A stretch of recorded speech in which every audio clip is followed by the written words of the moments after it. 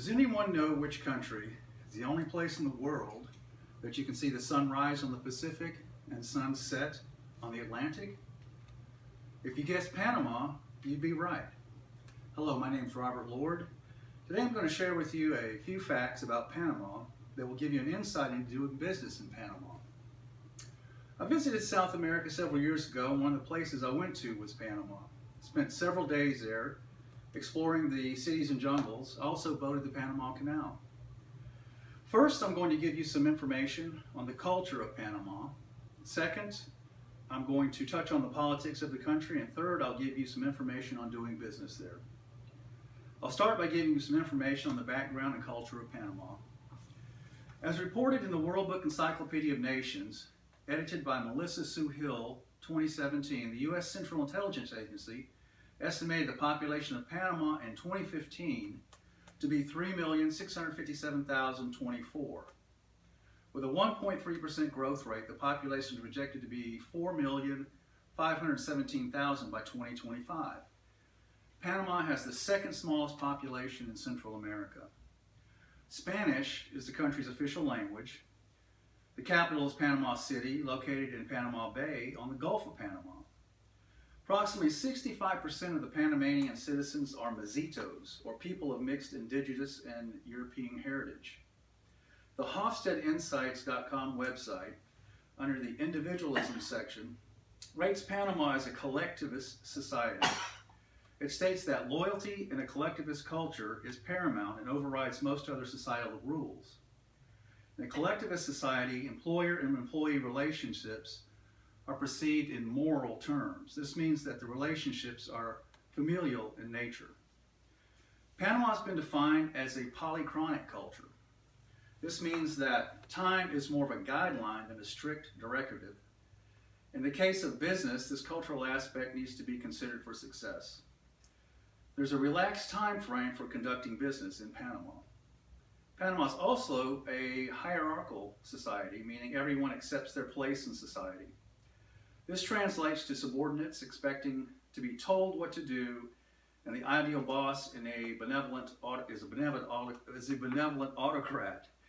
Most of the Panamanian people will accept a dictatorial type of management system.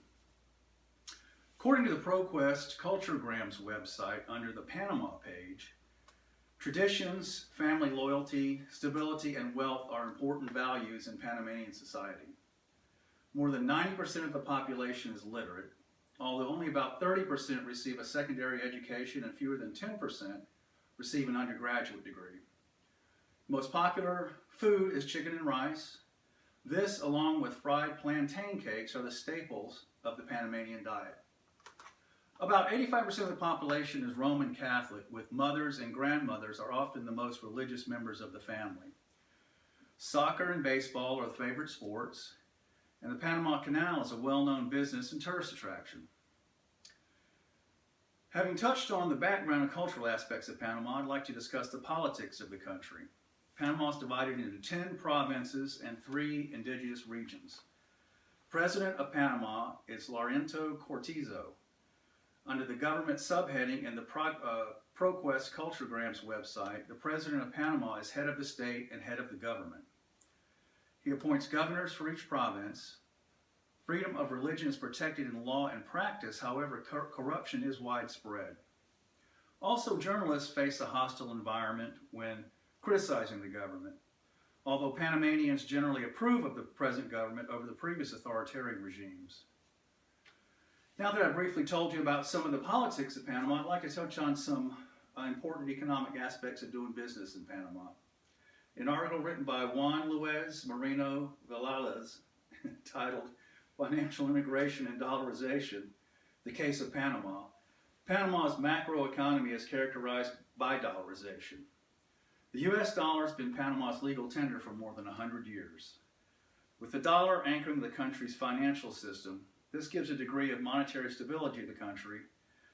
Having this kind of stability plays a big factor in whether business should invest in Panama. The currency system eliminates foreign exchange risks and reduces risk for the outside investors. With no central bank, there's no monetary intervention. This means that Panama has a private monetary system that's shielded from outside risks. In an article by the AP News dated September 5th, 2019, titled Panama Canal Gets New Chief Amid U.S.-China Trade War, the Panama Canal Authority has a new administrator. Ricarte Vasquez assumed the post on September the 4th, 2019. This appointment by the Panama Canal Authority further increased confidence in the business climate of Panama. With less risk of losing investment money, doing business in Panama is an attractive option for foreign businesses. Now that I've given you some very good reasons to do business in Panama, I will conclude. First, I gave you some information about the background and culture of Panama. Second, I discussed some of the political points of interest. And finally, I gave a brief overview of the economic reasons to do business in Panama.